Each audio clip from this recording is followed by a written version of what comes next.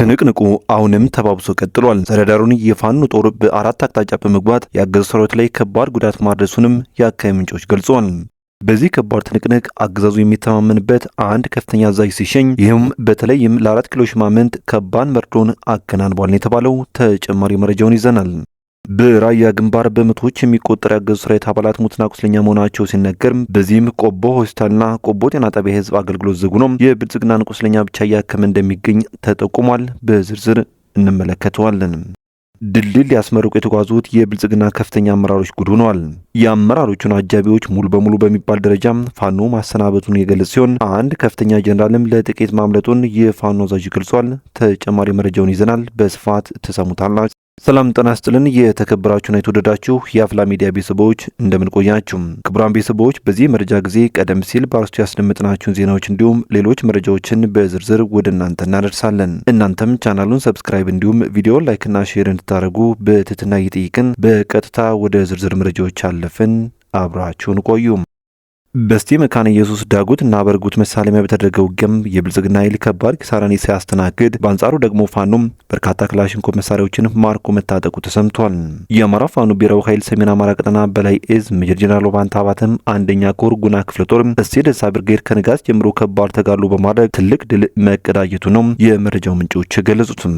በስቴ መካነ ኢየሱስ ዳጉትና በርጉት መሳለሚያ በተደረገው ውጊያም የሜጀር ጄኔራል ባንታ አባተም የስቴ ደንሳ ብርጌድ ሻለቃ 4 በጠላት ላይ ከፍተኛ እርምጃ ወስደዋል ሲል የገለጸው የፋኖ አዛዡም ድልድይ ለማስመረቅ በሚል የስቴ ወረዳና የመካነ ኢየሱስ ከተማ ካድሬዎች በአገዛዙ ጥምር ጦር ታጅበው ወደ ዳጉት ኢየሱስ ቢጓዙም የስቴ ደንሳ ብርጌድ ሻለቃ 4 በአገዛዙ ሰራዊትና ካድሬዎች ላይ በወሰደችው እርምጃም የጠላት ኃይልን ብትንትኑን አውጥተዋለች ብሏል።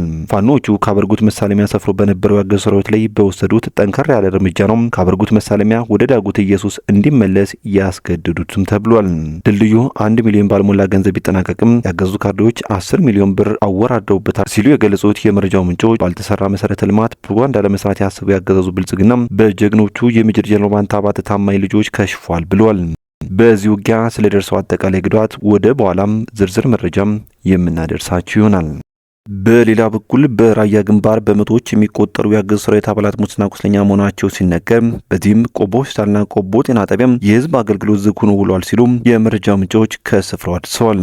የአማራ ፋኖ ብሔራዊ ኃይል ሚኒሊክ ህዝብ በበርካታ ቀጠናዎች ከብልጽግና ሰራዊት ጋር ከባድ ትንቅንቅ እያደረገ የተለመደውን ድል እያስመዘገበ ይገኛል ሲልም ህዝብ ግንኙነቱ ገልጿል። የሚኒሊክ ዕዝ 5ቱም ኮሮችና የዙ ልዩ ዘመቻ እንዲሁም በመደራጀት ላይ ያሉ አሃዶች በጥምረት ከአገዛዙ ሰራዊት ጋር ከባድ ትንቅንቅና ተጋድሎ እያደረጉ አመርቂ ድልን እያስመዘገቡ እንደሚገኙም ተመላክቷል። በዘመቻ አርበኛ ደማሊ ወይም አባናዶም በርካታ ሰራዊቱና አመራሩ የተመታበት ያገዙ ኃይል ለክፉ ቀን ብሎ ያስቀመጠውን ብዛት ያለው ሰራዊቱን የኦሮሚያ ልዩ ኃይልን ጨምሮ በማስገባት ነው የተወሰደበትን ወታደራዊና ፖለቲካዊና ብሎም ዲፕሎማሲያዊ በላይነት ለመቀልበስ ማጥቃት እያደረገ ቢሆንም በሚኒሊክ ዕዝ አናብስቶች በአግባቡ ተመክቶ በርካታ ሰራዊቱም እየተመታበት ብሎም እየኮበለለም ይገኛል የተባለው። ከዚህ ጋር ተያይዞም ትናንት ጥቅምት 6 ቀን 2018 ዓ.ም ማለዳ ጀምሮ ከ6 በላይ ግንባሮች ላይ ከባድ ንቅንቅ በማድረግ አመርቂ ድሎች ተመዝግበዋል ሲል የፋኖ አዛዥ ገልጿል።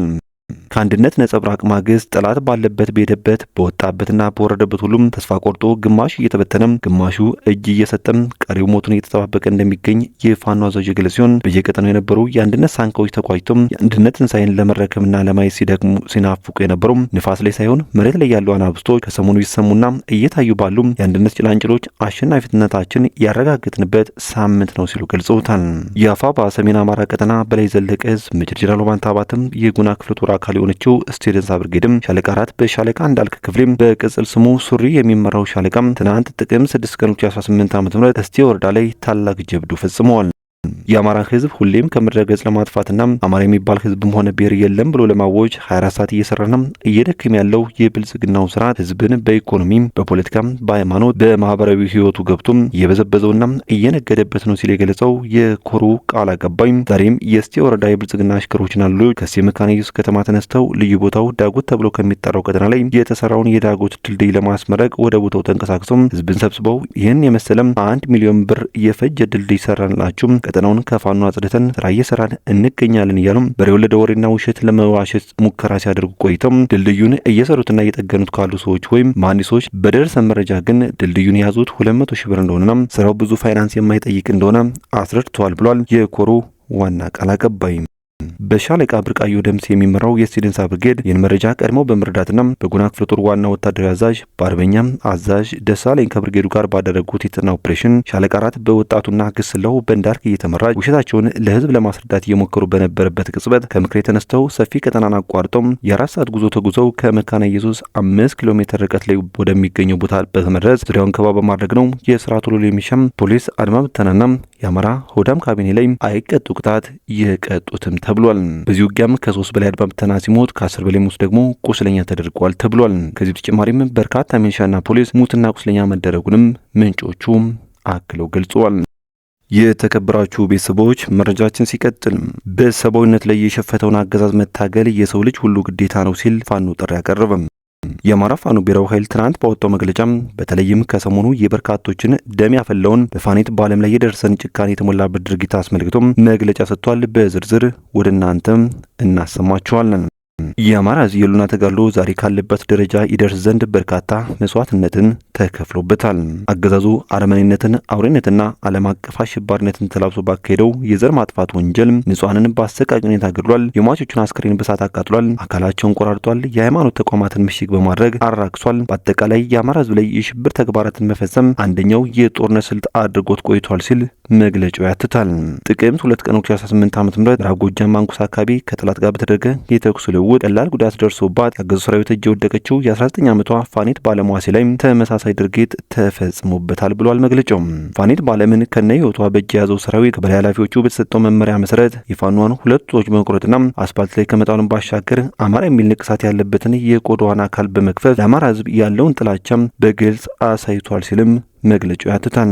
አገዛዙ ለመደበኛ ሰራዊቱ ከሚሰጠው የጥፋት ተልዕኮ ባሻገር መሰል የሽብር ድርጊቶችን የሚፈጽም ኃይል በያዶቹ በመመደብ በሽብር ተግባር ህዝቡን ሊያሸንፍ በመጣር ላይ ይገኛል የሚለው የአፋባ መግለጫ የአፋባ ሰራዊትና አመራር ይህንን ያገዙ ዋነኛ ባህሪ አስቀድሞ በመረዳት ያገዘውን ሰራዊት በመተናነቅ የመጨረሻው ሀቅታ ላይ እንዳደረሰው ሁሉም የአብይን ቡድን ሙሉ በማስወገድ የአማራ ህዝብ ማህበራዊ ረፍት ማምጣት ልዩ ተልዕኮ አድርጎ የሚሰራ ይሆናል ሲልም አስታውቋል።